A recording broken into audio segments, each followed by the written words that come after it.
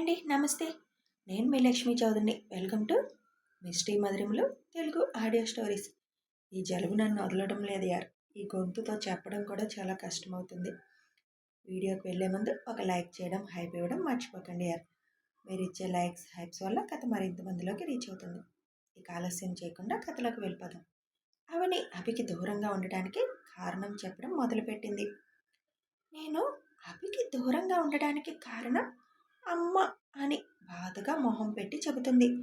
అమ్మనా? అంటే మీ అమ్మగారు వద్దన్నారా అని అడుగుతాడు అభి. అమ్మ ఎందుకు అంటుంది? అసలు ఇంకా ఎప్పుడు నేను అభి పేరు చెప్తానా అని ఎదురు చూస్తుంది. నా కోసం బాధపడుతుంది. మరి అమ్మ అని ఎందుకన్నావు? అది అమ్మ అమ్మకి మరి అమ్మ ఎక్కువ రోజులు బతకదు అని ఏడుపు మొదలు పెడుతుంది అవని. ఆ మాట వినగానే అభి ముందు షాక్ అవుతాడు. ఏం మాట్లాడుతున్నావు? అమ్మ ఎక్కువ రోజులు బ్రతకపోవడం ఏంటి అని అడుగుతాడు అభి. అదే నిజం. 5 ఏళ్ల క్రితం నాన్నకి బ్రెయిన్ స్ట్రోక్ వచ్చినప్పుడు అమ్మ కూడా స్పృహ తప్పి పడిపోయింది. అప్పటికే అమ్మకి హెల్త్ అప్పుడప్పుడు బాగోదు, కానీ చూపించుకోకుండా ఎప్పుడూ అశ్రద్ధ చేసేది. ఫస్ట్ నుంచి అమ్మకి కొద్దిగా గుండె బలహీనమని చెప్పారు. కానీ ఆ రోజు స్పృహ తప్పి పడిపోయినప్పుడు అనుమానం వచ్చి డాక్టర్లు టెస్ట్ చేశారు. అప్పుడు తెలిసింది గుండె బలహీనంతో పాటు అమ్మకి పంపింగ్ ప్రాబ్లం కూడా వచ్చింది. అంతేకాకుండా గుండె కూడా పెరుగుతుంది. దానివల్ల అమ్మ ఎక్కువ రోజులు బతకదు. గాజు బొమ్మలా చూసుకోవాలి. ఈ విషయం ఎవ్వరికీ తెలీదు. నా ఒక్కదానికే తెలుసు. అది వింటున్న అభికి ఏం మాట్లాడాలో అర్థం కాలేదు. నీకెలా తెలుసు ఇదంతా అని అడుగుతాడు.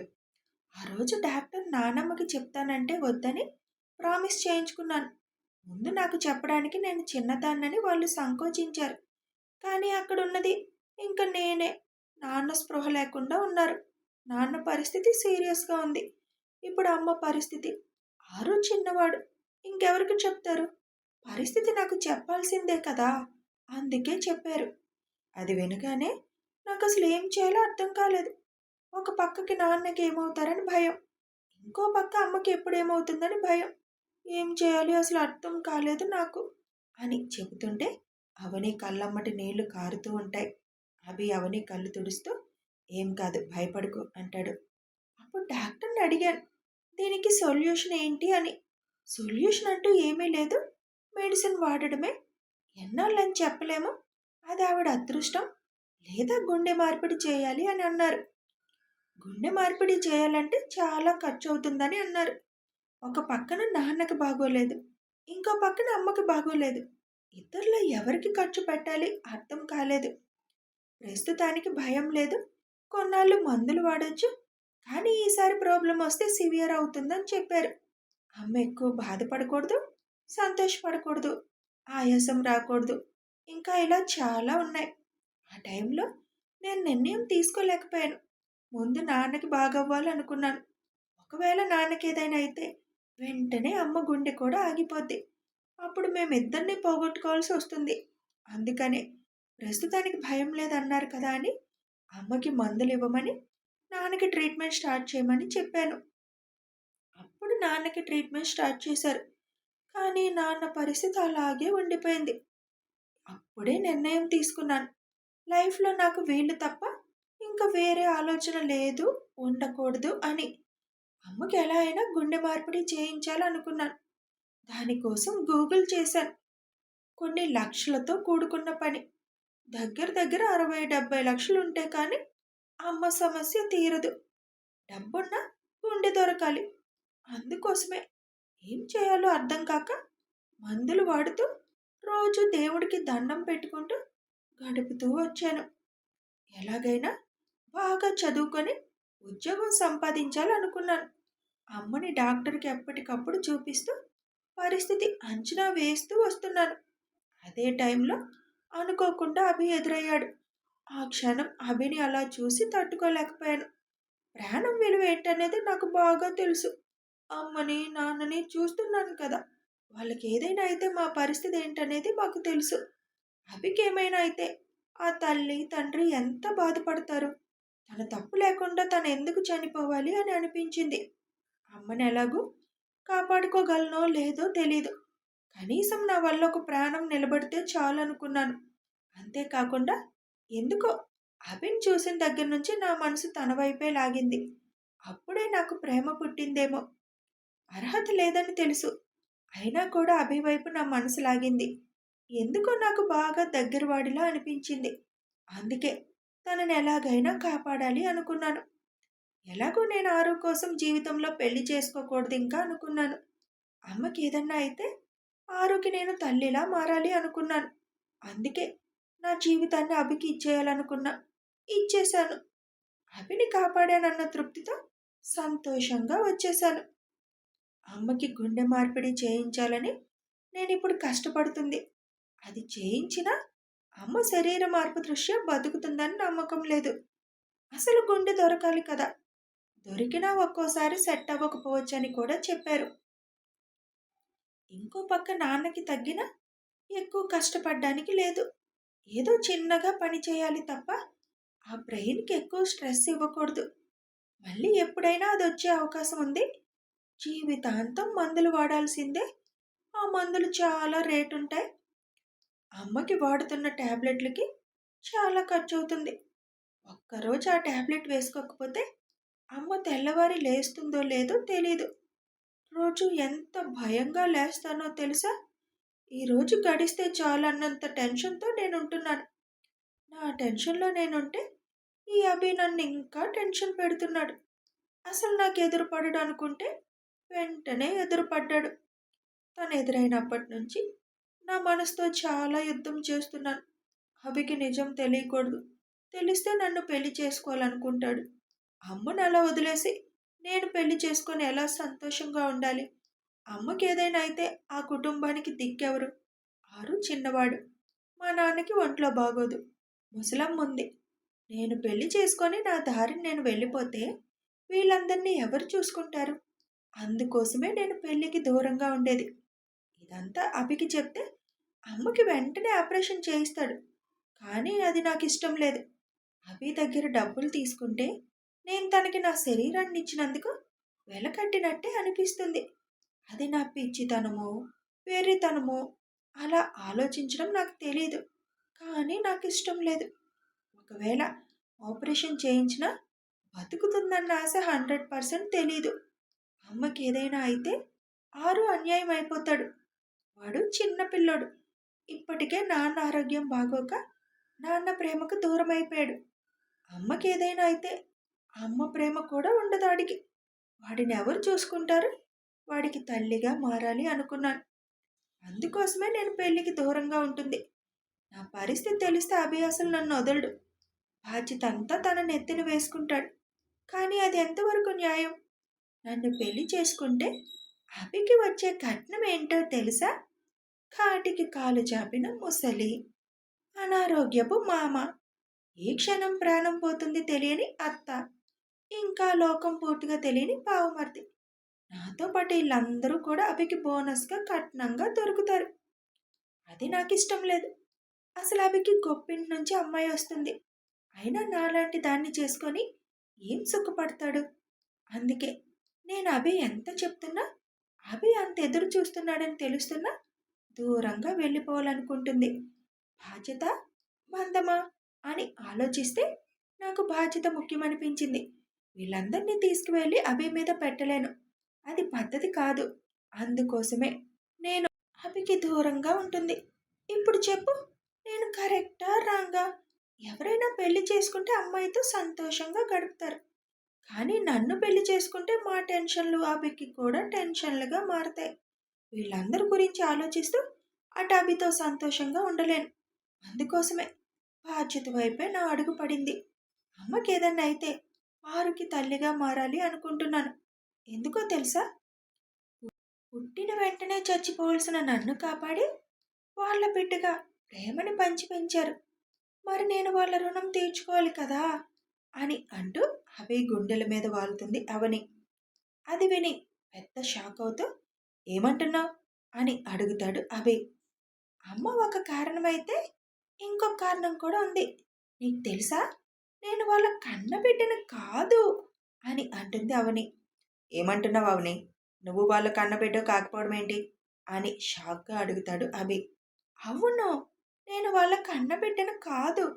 వాళ్ళకు పుట్టిన అమ్మాయి పుట్టగానే చనిపోతే ఆ ప్లేస్లో నన్ను పెంచుకున్నారు తెలుసా? అది కూడా మా అమ్మ చనిపోతూ శంకర్ నాన్న చేతిలో పెట్టి చనిపోయిందంట. లేదంటే నేను కూడా అప్పుడే చచ్చిపోవలసిన దాన్ని. అసలేం మాట్లాడుతున్నావు అవని? ఇదంతా నీకెలా తెలుసు? అని అడుగుతాడు అభి. ఒకరోజు అమ్మ వాళ్ళు మాట్లాడుకుంటుంటే విన్నాను నేను. అప్పుడు 8th క్లాస్ చదువుతున్నాను. అప్పుడు ఏడుస్తూ నిజం చెప్పమని అడిగాను. అప్పుడు వాళ్ళకి పుట్టిన అమ్మాయి చనిపోతే తనని శ్మశానానికి తీసుకువెళ్తుంటే దారిలో నన్ను కన్నతల్లి ప్రాణాపాయ స్థితిలో ఉండి కనిపించింది అంట. చనిపోయిన వాళ్ళ బిడ్డను తన చేతిలోకి తీసుకొని నన్ను శంకర్ నాన్న చేతిలో పెట్టి వెళ్ళిపోండి ఇక్కడి నుంచి తొందరగా అని పంపించిందంట. అంతవరకు మాత్రమే నాకు చెప్పారు. మిగిలింది నీకెందుకు? నువ్వు మా బిడ్డవి, మేము నీ తల్లిదండ్రులము, ఇందులో మార్పు లేదని అంతవరకే అని చెప్పారు. పుట్టిన వెంటనే చచ్చిపోవలసిన నన్ను కాపాడి వాళ్ళ బిడ్డగా ప్రేమను పంచి పెంచారు. మరి నేను వాళ్ళ రుణం తీర్చుకోవాలి కదా అని అంటూ అభి గుండెల మీద వాలుతుంది. అంతా విని అభికి పెద్ద షాకే తగిలింది. తన గుండెల మీద వాలి, ఇప్పుడు చెప్పు, నేను అభికి దూరంగా ఉండడం కరెక్టా కాదా? నాకేం చేయాలో కూడా తెలియడం లేదు అని బాధగా అంటుంది అవని. తన గుండెల మీద వాలిన అవనిని గట్టిగా హత్తుకొని, సారీరా, ఇంత వేదన నీ మనసులో పెట్టుకుంటే నేనేదో నిన్ను ఇంకా టెన్షన్ పెడుతూ వచ్చాను. కానీ తప్పలేదు. ఇప్పుడు కూడా చుక్క నీ గొంతులో పడితే తప్ప నీ మనసులో మాట బయటికి రాలేదు. లేకపోతే నేను ముసలోడినయ్యేదాకా కూడా నువ్వు ఇవేమీ చెప్పేదానివి కాదు. ఓయ్, ఎవరు నువ్వు? నా అభి మాట్లాడినట్టు మాట్లాడుతున్నావు. నువ్వు అభి ఆత్మవి కదా, మరి అభిలా ఎందుకు మాట్లాడుతున్నావు అని అప్పటికే మత్తు ఎక్కువైపోవడంతో ముద్దు ముద్దుగా మాట్లాడుతుంది అవని. నేను అభి ఆత్మని కదా మరి, అలాగే మాట్లాడతాను. అయినా ఇప్పుడు నువ్వు చెప్పిన సమస్యకి పరిష్కారం ఉంది కదా. అభి తప్పుగా అనుకోడు, నిన్ను బాధ్యత బరువు అని కూడా అనుకోడు. ఎందుకంటే నిన్ను ప్రేమిస్తున్నాడు అంటే నీతో పాటు నీ బాధ్యతలు, బరువులు, సమస్యలు అన్నిటినీ కూడా మనస్ఫూర్తిగా స్వీకరిస్తాడు. అలాంటప్పుడు ఎందుకు నువ్వు అభికి దూరంగా ఉండాలి? ఎన్నాళ్ళు ఇలా ఒక్కదానివే నీలో నువ్వే బాధపడతావు? నీకంటూ ఒక తోడు ఉండాలి కదా అంటాడు అభి. అవును, అభిని చూసినప్పుడల్లా అభి గుండెల మీద వాలి నా బాధంతా పోగొట్టుకోవాలని ఎన్నోసార్లు అనిపించింది. కానీ నా బాధ్యత నన్ను వెనక్కి లాగుతూనే ఉంది. ఒకటంటే పర్లేదు, అన్ని బాధ్యతలు తీసుకెళ్ళి అభి నెత్తి మీద పెట్టలేను కదా. పెళ్ళంటే అభి ఒక్కడే కాదు కదా, అతనికి కుటుంబం ఉంటుంది. వాళ్ళందరూ కూడా ఒప్పుకోవాలి కదా. అభి తల్లిదండ్రుల్ని చూసావు కదా, వాళ్ళు చాలా మంచివాళ్ళు, నిన్ను అర్థం చేసుకుంటారు. ఇప్పటికైనా అభికి నిజం చెప్పి అభిని పెళ్లి చేసుకో. నీకు అన్ని విషయాల్లో అభి నీకు తోడుగా ఉంటాడు. ఓయ్, నీకు చెప్తే నువ్వేదో సొల్యూషన్ చెప్తావనుకుంటే ఇలాంటి సలహాలు ఇస్తున్నావేంటి? ఐ హేట్ యు అని అభికి దూరంగా వెళ్ళాలని ప్రయత్నిస్తుంది. కానీ అవనిని అభి గట్టిగా హత్తుకొని, ఇంక చాలు, ఇప్పటి వరకు నువ్వు ఉన్న దూరం ఇంకా నేను ఒక్క క్షణం కూడా దూరంగా ఉంచలేను. ఏం చేయాలో నేను చేస్తాను అని అవని నుదుటి మీద ముద్దు పెడతాడు అభి. ఓయ్, నువ్వు ముద్దు పెడుతున్నావేంటి? నా అభికి తెలిసిందంటే నిన్ను ఇక్కడే పాతి పెడతాడు. ఈ అవని ఒక్క అభికి మాత్రమే సొంతం. అభి మాత్రమే అవనికి ముద్దు పెట్టాలి. అభి మాత్రమే అవనికి ఏదైనా చేయాలి. వదులు నన్ను, నేను నా అభి దగ్గరికి వెళ్తాను. ఎందుకు? అభి దగ్గరికి వెళ్ళి నిజం చెప్తావా? కొన్నాళ్ళు అభి ప్రేమని ఫీల్ అయి ఫారిన్ వెళ్ళిపోతాక అక్కడ డబ్బులు సంపాదించి అమ్మకు ఆపరేషన్ చేయిస్తాను.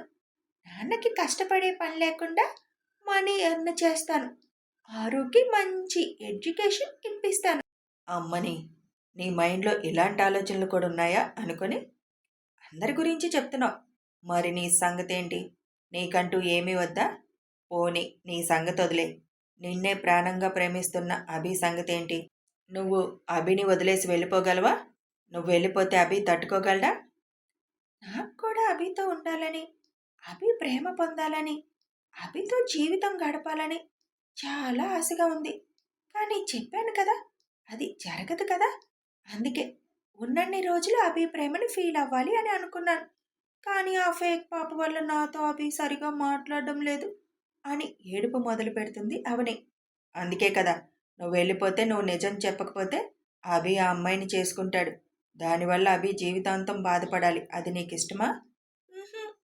అభి జీవితాంతం సంతోషంగా ఉండాలి. అభి బాధపడితే నేను చూడలేను. మరి నువ్వెళ్ళిపోతే అభి బాధపడ్డా? అభికి నువ్వంటే ప్రాణం కదా! అభికి నాకంటే మంచి అమ్మాయి వస్తుంది. నాకు నమ్మకముంది. అభికి దూరంగా ఉండడానికి నేనెంత కష్టపడుతున్నానో మీకందరికీ తెలుసా? అందరూ నన్ను స్టోను అంటున్నారు.